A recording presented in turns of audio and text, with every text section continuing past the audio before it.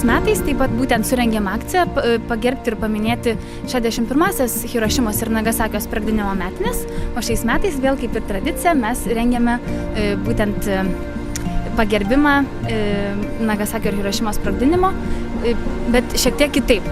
Praeitais metais mes lankstėme gerveles ir jas paskiau vežėme į Hirošimos taikos parką. Šiais metais mes sugalvojame plukdyti taikos žibintus.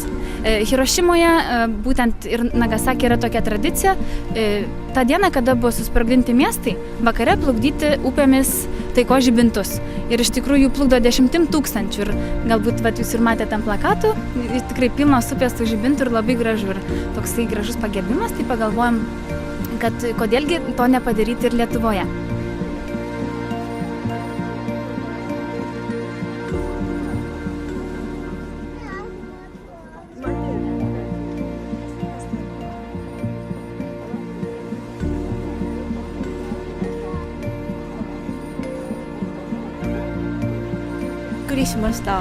Na, iš tikrųjų esu labai nustebinta, nes tikrai nesitikėjau, kad tokioj tolimoj šaly kaip Lietuva jūs darote Toro Nagashi, tai yra būtent žibintų plukdymo ceremonija, tikrai nesitikėjau.